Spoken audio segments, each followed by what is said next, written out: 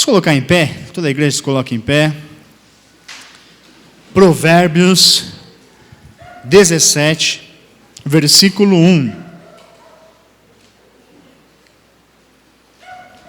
Provérbios, capítulo 17, versículo 1.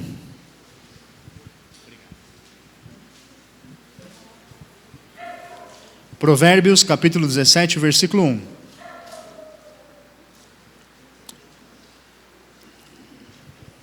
Nós vamos ler apenas um versículo, versículo 1, que diz assim: melhor é um bocado seco, e com ele a tranquilidade, do que a casa cheia de sacrifícios com contenda. Deus eterno, nós já louvamos o Teu nome como igreja, como comunidade, ouvimos testemunhos. Neste momento, Pai, nós queremos que o Senhor fale conosco, que o Senhor coloque em meu coração as palavras para falar com o Teu povo, e que o Teu Espírito Santo tenha liberdade para agir neste momento, Pai. Eu te peço que o Senhor me use, e eu te peço que o Senhor não deixe ninguém se distrair para ouvir a Tua voz, Pai.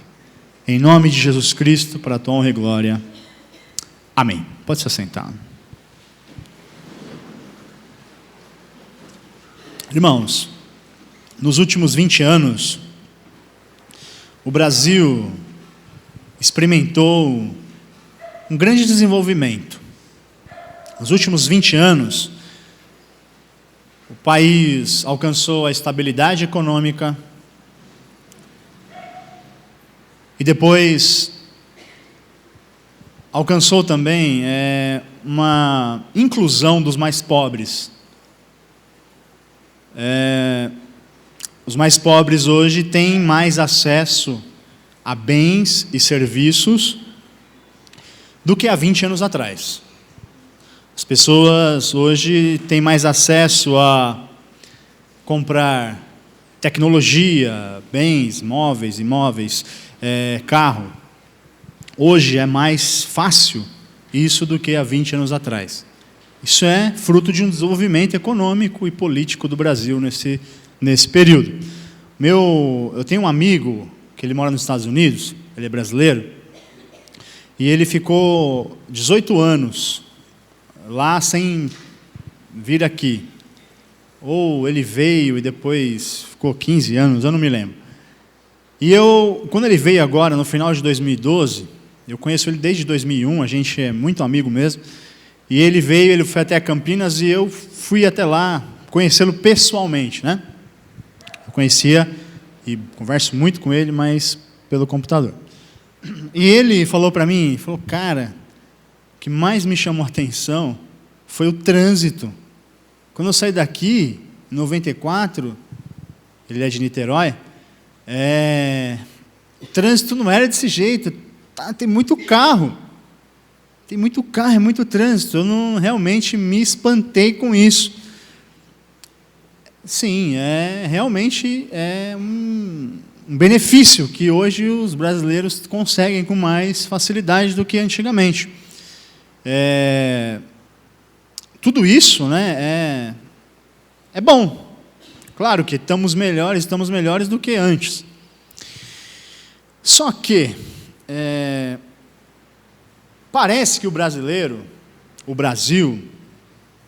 ele olha para os países, isso estou falando no nível dos dirigentes do nosso país, parece que olha-se para fora o que os países desenvolvidos têm.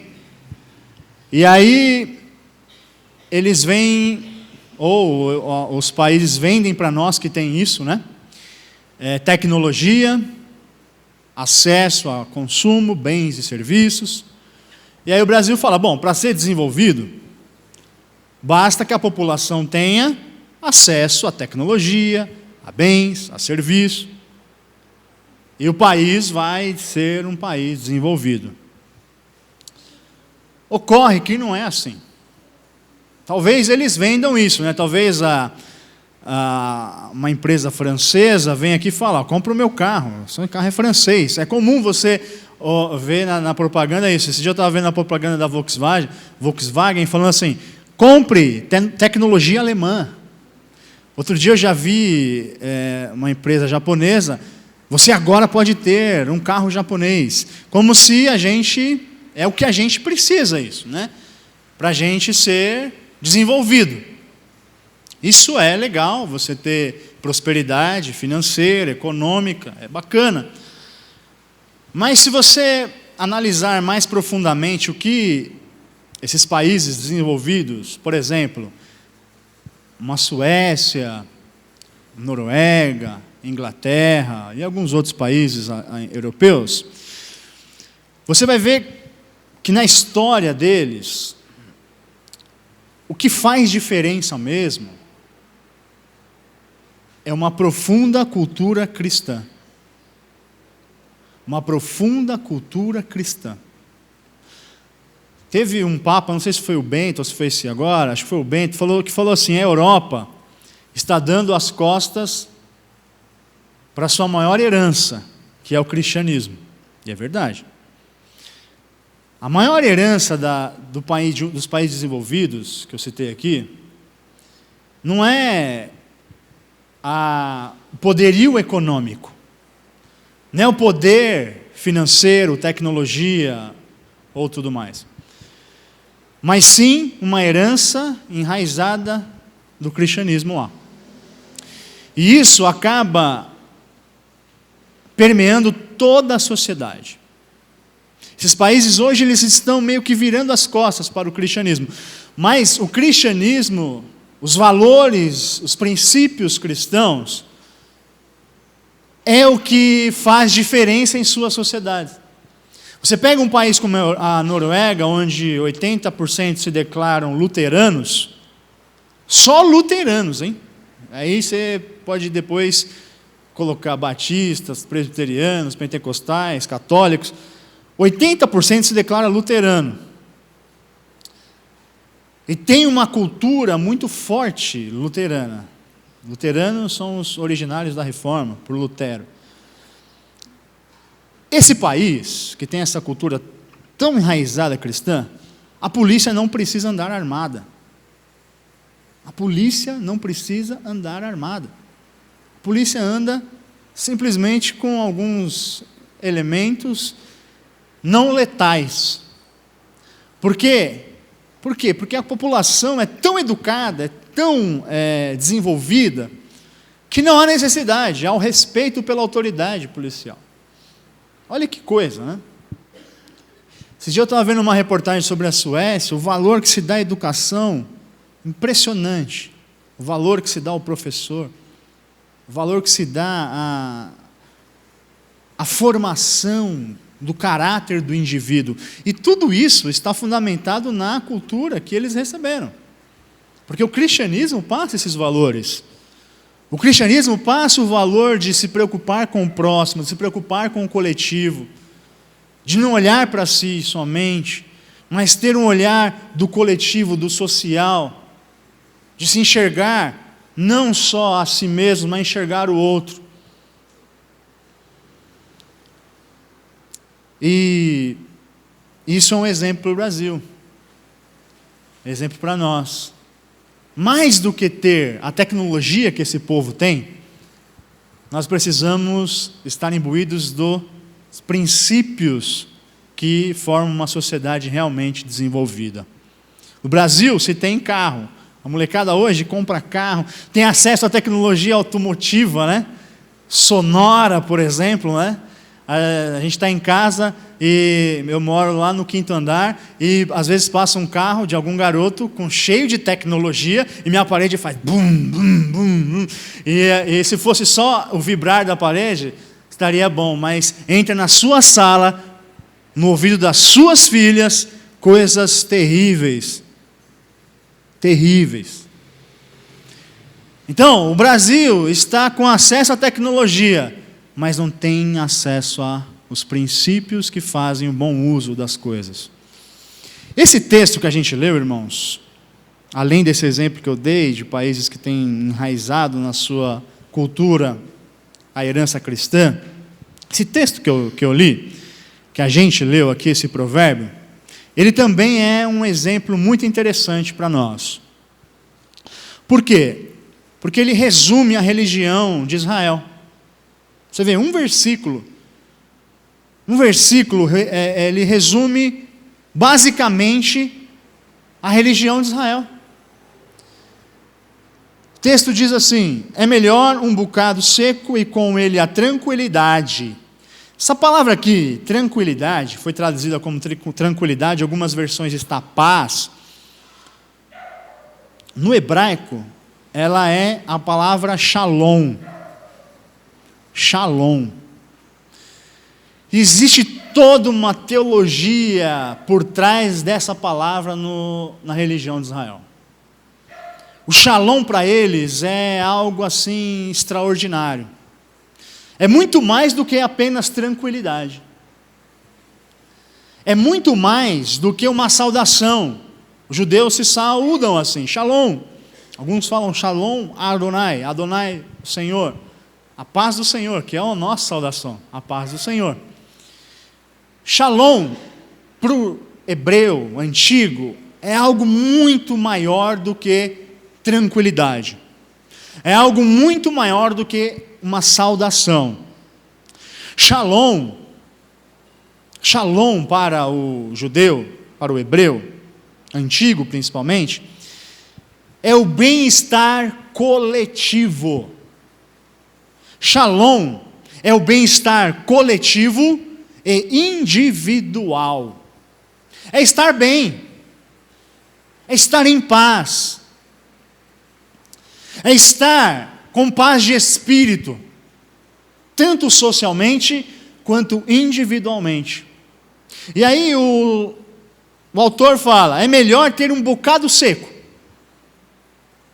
e ter o shalom. É claro que shalom também no Antigo Testamento tem a ver com a prosperidade econômica. O shalom engloba muitas coisas.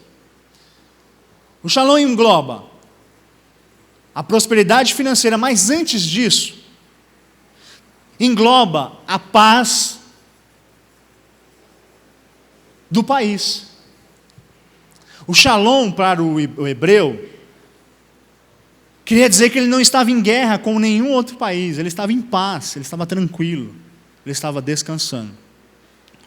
E mais, o shalom para o hebreu era quando ele estava em paz com os outros povos e a terra produzia. E ele podia suprir a necessidade da sua família. E com isso, ele estando em paz com os vizinhos e a terra produzindo, ele descansava. Ele descansava. Ele estava em descanso. Então, antes de ser uma prosperidade econômica, era uma paz social. E individualmente, uma paz de espírito de cada indivíduo. Irmão, Salomão, que é o homem que escreveu esse texto aqui, o nome de Salomão é muito interessante. No hebraico é Shalomon, que quer dizer homem de paz. Salomão quer dizer homem de paz. Ele, como nenhum outro, entendia o que era a paz. E ele muito bem escreveu sobre paz nesse texto aqui, sobre o shalom de Deus. Segundo a Bíblia, o reinado de Salomão foi um reinado de paz. Não houve guerra. Não houve guerra. O reinado de Salomão não foi um reinado de paz. Ele tinha paz com os vizinhos. Israel alcançou praticamente todas as fronteiras que a Bíblia em Abraão prometia para Israel. No reinado de Salomão, Israel alcança todas as suas fronteiras, tem paz e de quebra ainda constrói o templo. Ou seja, olha só que reinado maravilhoso. Ele tem paz Ele tem o shalom com os vizinhos, os países vizinhos. Ele tem o shalom dentro de Israel. As fronteiras de Israel estão quase que todas nos limites que Deus havia prometido. E ainda Deus dá a condição para ele de construir o templo, que é algo emblemático para a religião também de Israel. E ele, então, um homem da paz, Salomão, vai falar para o povo, que o provérbio era para o povo, ler e meditar. Ele vai falar para o povo, olha, melhor um bocado seco, ou seja, um pedaço de comida seco, e com ele o shalom, a paz de espírito. Aqui ele já está falando individualmente. Melhor é você ter a paz, o shalom de Deus. Ainda que você não tenha a fartura que você desejaria ter, é melhor você ter um bocado seco, mas com ele ter a paz de espírito que Deus te dá, do que você ter na minha tradução está a casa cheia de sacrifícios com contenda. Por que a casa cheia de sacrifícios? Por quê? Porque os sacrifícios, eles eram dedicados a Deus, ou ele está citando também a sacrifícios que os outros povos faziam, e eles eram sacrifícios que eram oferecidos por libação do povo, pelos pecados do povo, mas depois daquele sangue derramado, aquela carne era consumida. Então o povo prestava culto, sacrifício, e depois se alimentava daquele alimento, daquele animal. Ele está falando assim, não adianta nada você estar cheio de sacrifícios, inclusive tinha sacrifícios em Israel que chamava sacrifício de paz. Não adianta você ter sacrifícios de paz, você ter sacrifícios, e aí você ter a fartura dos sacrifícios na tua casa, mas não ter efetivamente a paz de Deus. É melhor você não ter nada disso. É melhor você não ter fartura nenhuma. Você ter só o básico do básico, mas com ele você ter a paz de Deus. Porque essa sim é o principal. A paz de Deus é o que nós necessitamos de verdade. O shalom de Deus é o que nós precisamos de verdade. No exemplo que eu dei aqui no início do nosso país, o nosso país, irmãos, tem avançado economicamente.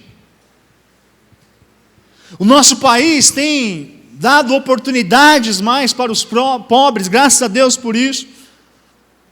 Mas será que essa mentalidade não está invertida? Será que o nosso país não está buscando os sacrifícios? A casa cheia de iguarias, mas está esquecendo da paz que é o essencial? A nossa sociedade, será que não está invertendo as coisas? Buscando as iguarias da vida, esquecendo do shalom, esquecendo do próximo, esquecendo da paz interior, esquecendo da paz de andar com todos, hein? Da paz coletiva, da paz social. Aleluia.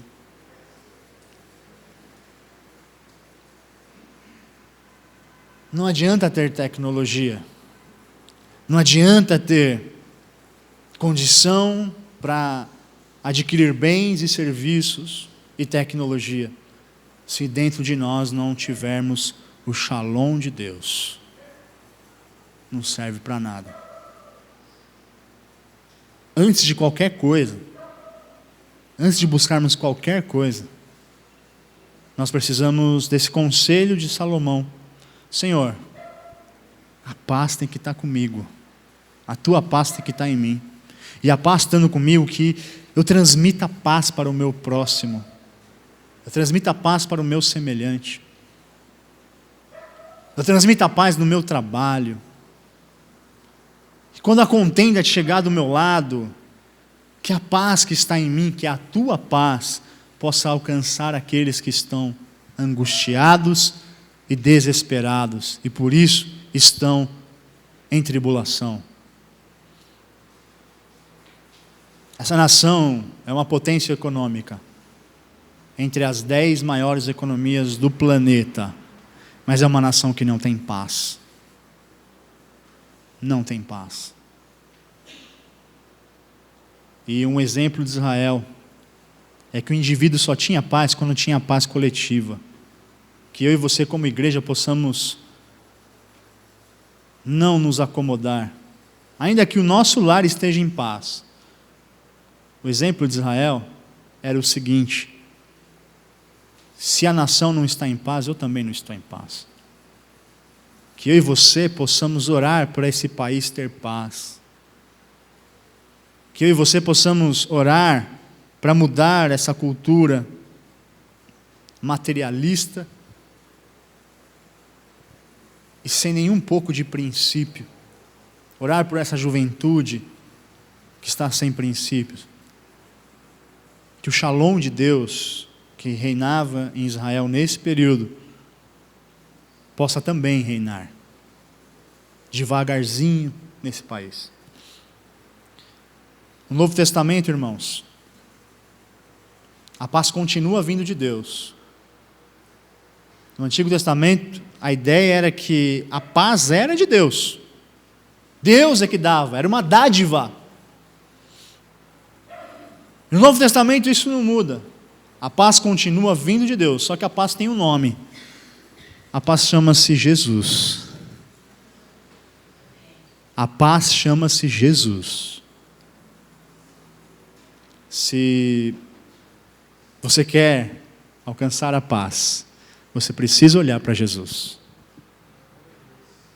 Para termos paz, para termos descanso, é necessário que o príncipe da paz esteja em nós. E que nós sejamos justificados por Ele. Para quê? Para termos a paz. E a paz com Deus. Curva a sua cabeça e vamos orar. Deus bendito. Perdoa, Senhor, se nós muitas vezes procuramos o sacrifício, Senhor, as iguarias da vida, e nos esquecemos que elas, sem a Tua paz, não são nada. Senhor, nos ajude, Senhor, a encontrarmos a paz como indivíduos, mas nos ajuda também a não nos contentarmos, a pacificarmos somente a nós e os nossos. Nos ajuda, Senhor, a levar a Tua paz no nosso trabalho. Nos ajude, Senhor, a levar a Tua paz nas ruas onde o desespero é latente. Nos ajuda, Senhor, a levar a Tua paz como igreja. Desperta a igreja brasileira, Senhor, que tem tanto buscado as iguarias, os sacrifícios, esquecido de buscar a Tua paz. Perdoa, Senhor, a igreja brasileira. Que essa igreja acorde, Senhor. Somos 40 milhões, Senhor. Que possamos viver a Tua paz, Senhor. E com isso transformar a nossa nação. Assim como Israel alcançou o Teu shalom, a Tua paz, neste período. Pai, que nós possamos ser instrumentos de levar a Tua paz aonde quer que pisarmos, Senhor. Mas para isso nós precisamos encontrar a Tua paz. Espírito Santo de Deus, conceda a paz a este povo que aqui está. Em nome de Jesus. Para a Tua honra e para a Tua glória. Amém. Aplauda ao Senhor Jesus, amém.